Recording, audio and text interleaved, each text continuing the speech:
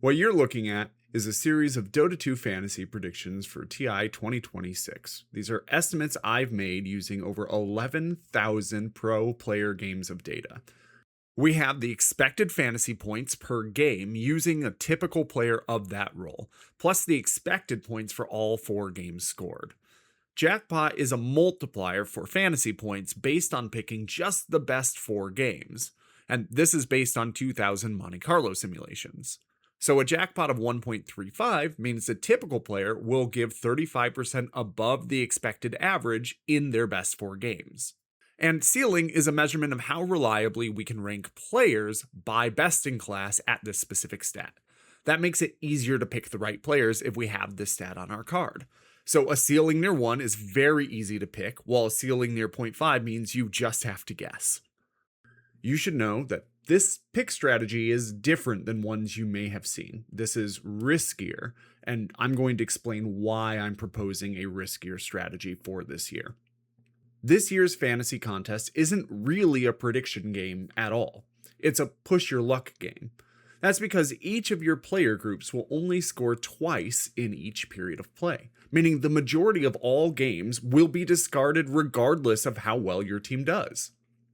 My picks are an attempt to quantify not just the averages, but also the chance of outstanding performances from each role. The hope for this strategy is that we can capture the high value but non-average performances explicitly when it counts, giving our team a boost over rosters built around stable averages.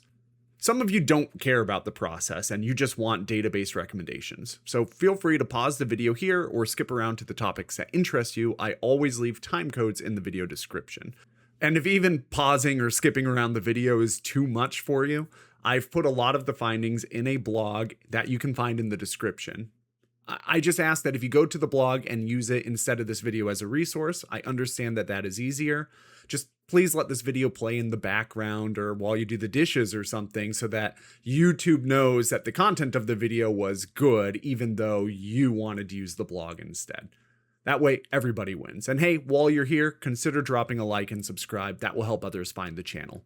Fantasy rosters lock in about a week, and I realize that lots of you probably already set your decisions in stone for the group stage.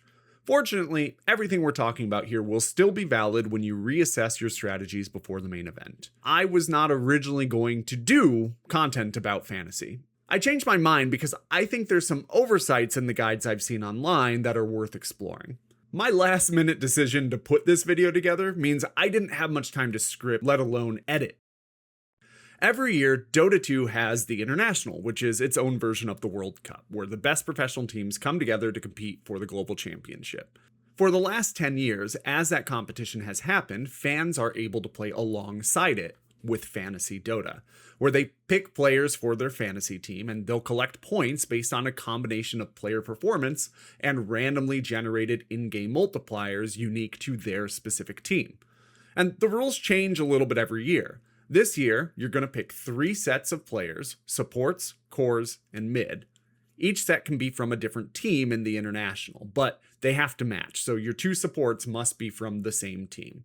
Then you'll make this little flag called a banner, each of which contains emblems, and each emblem rewards you based on that player's performance in a specific stat. So in this example, we're being rewarded with points whenever this player gets tower kills, watchers taken, or teamfight value. You can modify your emblems by choosing between randomly generated options up to 40 times. So there's a lot of luck involved in getting what you want.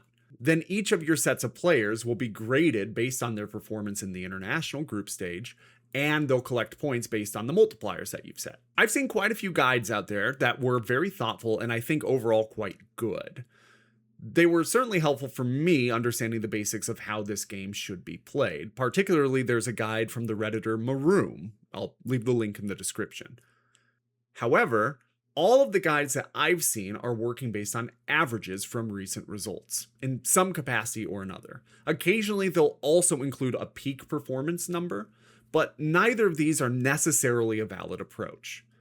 The International is just different from other events. Teams sometimes save strategies all year just to have an edge at the International. Rosters change, coaches come and go, patches change the meta, and the competition is fiercer at the International than at any other event of the year.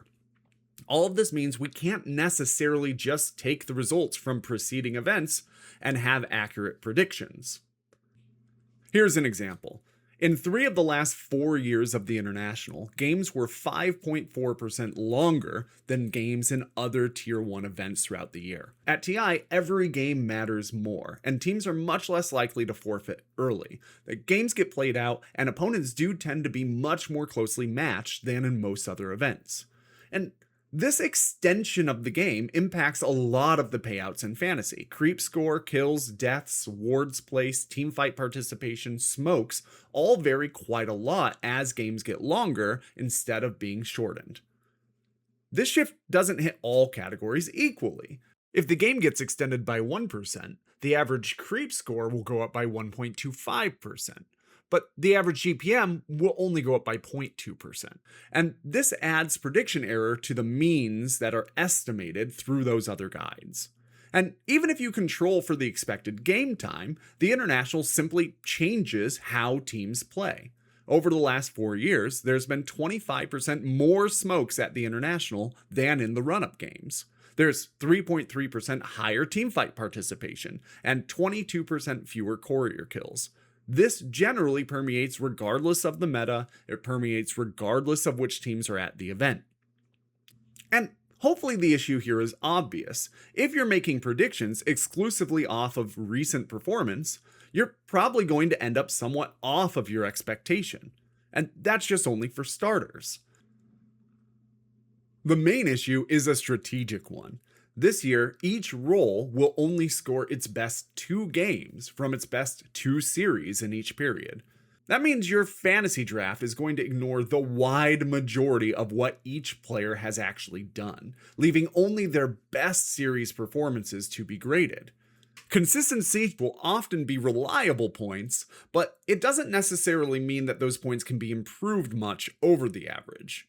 But because we're going to throw out the majority of games anyway, we don't really care that strongly about consistency. What we want are extremely high peaks. Dota 2 Fantasy is incredibly complex, so to exemplify this point, we're going to use a similar but much simpler game to demonstrate why it matters. We can use dice to give us a range of expected outcomes, similar to how we get a range of expected outcomes from each individual stat, like creep score, GPM, or smokes used. So let's take the best 2 roll series out of 4 attempts as a simplified version of how Dota 2 Fantasy will only take the 2 best series at each stage.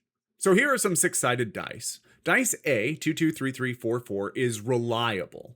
Dice B, 112255, has a lower overall average, a slightly higher peak. And the last die is very unreliable, but it has a much higher peak. This means they average at 3, 2.7, and 2.5 respectively. You can help me out by commenting below and telling me what your intuition says about these dice, which is better for this kind of game. Well, in a 3-player free-for-all, the highest average will win more than half the time. That does match the common intuition. Let's add a layer to this game though. Because in Dota 2 Fantasy, each stat is being scored by many players, generating from basically the same range of possible outcomes. Most cores have pretty similar creep score ranges, most supports are gonna smoke about the same amount, and so on. So they're all rolling the same die when they're deciding how many points they're going to give you with each of their games. To represent this, we can add in multiple players each rolling the same die, representing different players each being scored on the same stat. When we do this, something counterintuitive starts to happen. The die with the highest average score begins to win less, and the die that is neither the highest average nor the highest peak wins more. It doesn't take too many players being added before your best bet will be to choose anybody using the middle die, as opposed to picking the best average or the best peak. So our goal in Dota 2 Fantasy is not to predict the highest average category, and is not even to get the best peak performance. What we want to see are categories that skew the highest given many opportunities, but have a good baseline of points that we can fall back on.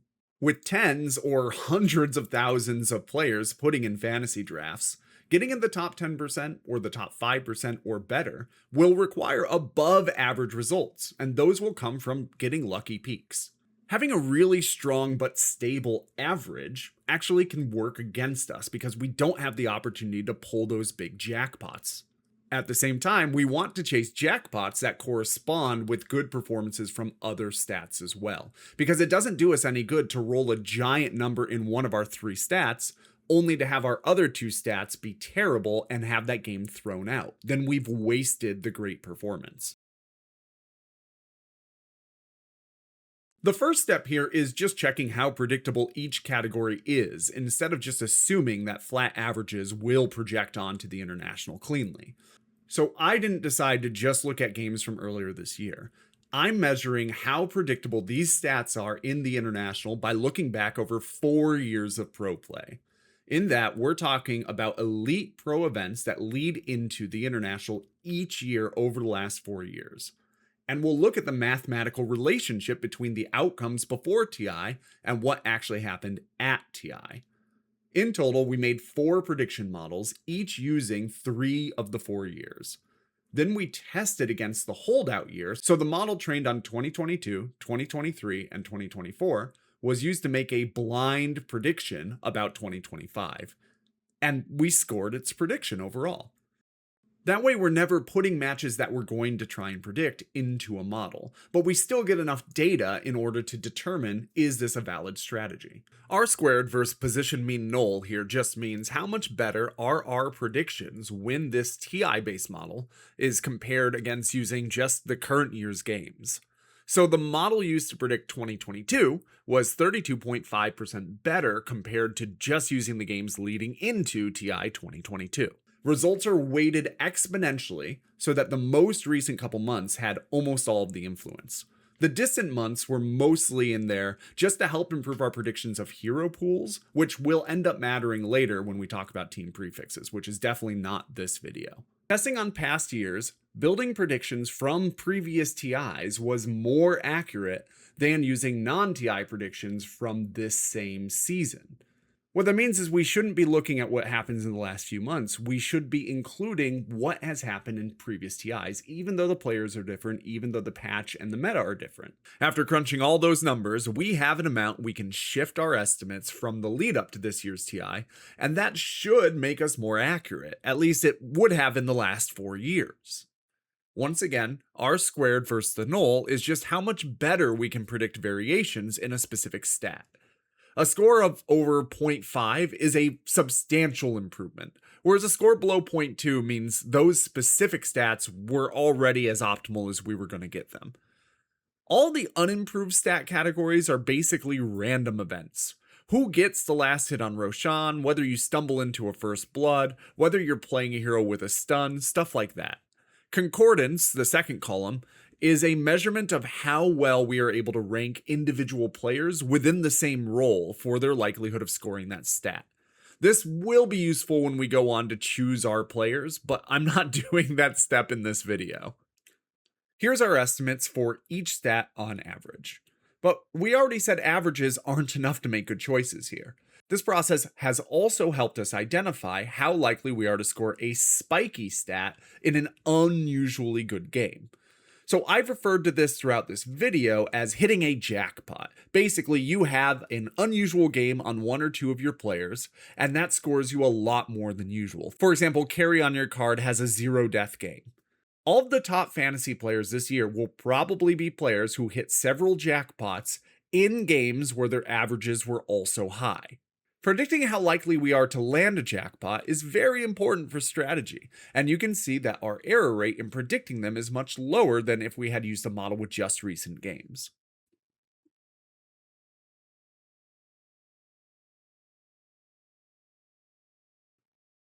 Now that we're, Jesus, is that real? 15 minutes into this video, let's talk about strategic picks. For each of our rolls, we get to keep 3 stats to score. We know from the dice game earlier that if we pick all jackpot-based stats, our odds of winning go down. Basically, if you have a 1 in 100 event for each of your stats, then the chances of getting them all in your best game are 1 in a million. High stable averages also aren't enough because there's no room for growth. My strategy is to get every position the single highest average scoring stat to give as a baseline. Then I want the best anchor stat, which is whatever stat correlates with the best jackpots across the other available categories. And finally, I want a high value jackpot stat that will likely hit at least in a couple of games. In many versions of fantasy, you might not want to put all your eggs in one basket like this. You might be better off taking good averages across the board. But in this version, the majority of games will be thrown out no matter how well they score. It does not matter if your combo misses, say 70% of the time. What matters is that when you hit it, it hits very big. So let's look at how each stat correlates with the others. In these charts, a solid line is a positive relationship. A dotted line is a negative one. Dots are closer to their most closely correlated groups of other stats. And I accidentally ran this with raw deaths instead of using fantasy score. So remember that deaths score negative. You want negative correlation with deaths. In all other cases, you want positive. Sorry for that confusion. What you do not want is to have stats with no line connecting them at all. This just means there's no relationship between performance in those categories. So you wouldn't want Madstone, stuns, and courier kills all on your cores. Even if you manage a great result in one category, that does nothing to help you with the other categories, so your odds of having an all-around great game and scoring it are very low. For cores, the best anchor is GPM. It has a great relationship with basically everything else that you might want to pick. If you have GPM plus something else from this cluster, you're likely to score high in all categories if just one of them hits the jackpot. So for cores, I want GPM and creep score for red, teamfight participation for green. You could swap out deaths for creep score, especially if you end up with Roshan as your green pick, but that does make you a lot more dependent on a lucky game where jackpots from multiple categories are hitting together. You do not want to keep deaths with creep score if you can help it because they work against each other. Long games have high creep scores, but also more opportunities to die. Alright, for mids, you need one stat from every color category. The best anchor is once again GPM, which gives you a good assortment of options from the other colors. Rune hits both high jackpots and has a strong average base. It's the best scoring stat for mids, so you do not want to consider any other blue unless you absolutely have to. Unfortunately, that leaves you without many great options for green, because runes are not directly connected to anything. Teamfight participation is the single best green if you can get it, but it does not jackpot basically at all. If you are feeling incredibly bold, you could go for Roshan, which jackpots very hard, but is incredibly random. And if you missed out on runes and you end up with something like Watchers or Camp Stacked, then you really need to pull teamfight participation. That will lift your average typical result, and hopefully blue will just jackpot in a good game to make up for the fact that it's a worse category. For supports, there's this big cluster of related stats, and then everything else is just random. Watchers, Wards Placed, and Lotuses all score fairly similarly, and Lotuses are the most likely to jackpot out of those. All of those categories have a cap value though, because there's only so many Watchers, Wards, or Lotuses available during a game.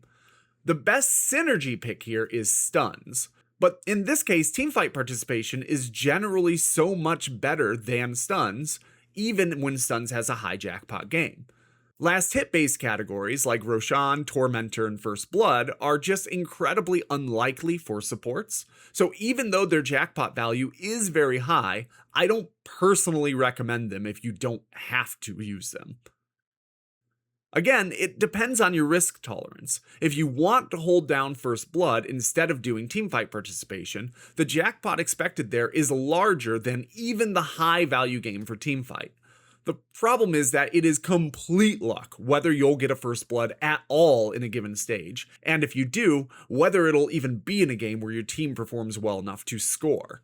Now that we've been over what all of this means, I'm going to quickly put back on screen the expected value charts for each of these stats and each of these roles.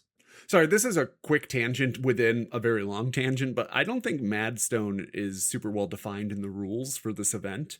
If you pick up a Madstone and that goes to another player, does that count as a Madstone for you or for a Madstone for that player? Is it each Madstone or each bundle of Madstone? I've assumed in the data that a Madstone bundle is worth 2.7. At least on average, but that could be overestimating or underestimating. Fortunately, I don't think Madstone is particularly good in this event either way, so it's not that big of a deal.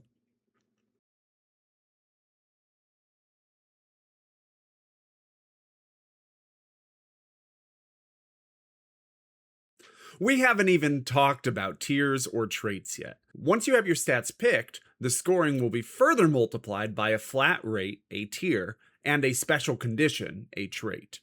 The way this event works, you don't just get to choose your stats from a list. You have to re-roll them through a series of options. I'm not going to go over the distribution of re-roll options, but here it is from that Reddit post I cited earlier. You only get 40 choices, and those have to be mixed between locking down the stats you want and getting good traits. In my opinion, the stats matter more than anything else, so you should focus the majority of your rerolls locking down a cohesive stat strategy for each banner. Here's the expected value of re-rolling each stat, but this does not include synergies between the other stats already on your banner. And these are raw expected returns, so your mileage may vary. If you want to go around a higher risk, higher reward strategy based around something like First Blood or Roshan, just make sure you're spending extra effort to target high synergy companions for it. The other thing I'll say is that these only look one step ahead, so it always assumes this is your very last reroll. Tormentor might be a keeper in that case, but it probably is not a keeper if you have multiple rerolls available. Whenever your reroll can't be used to improve a stat, that's when I would play around with traits or quality. And one thing I learned way too late is that improve quality as a choice is a really good option. Whenever you pick improve quality, that does not mean increment the quality one step. What it means is you will be randomly given a better quality choice. So you can jump straight from level 1 to level 5 with one reroll. That's a potential 140% improvement on your stat in a single choice. Almost nothing beats that gain except replacing a bad stat with a better one. As for the traits, I think Fractal is only good if you are near the end of your rolls and you know you won't have any matching qualities on that specific banner. This is a mistake that I made not really understanding this part of the process, but I chose to not improve qualities and keep Fractal instead, and it definitely harmed my overall draft. The other problem with Fractal is that in the main stage, your fantasy draft will get 2 more emblems per banner, so a total of 5 instead of 3. Keeping Fractal now is basically guaranteeing that you'll be spending it on a reroll later, because you'll end up with 2 Fractals on most banners. But you do have limited rerolls in both this stage and the later stage.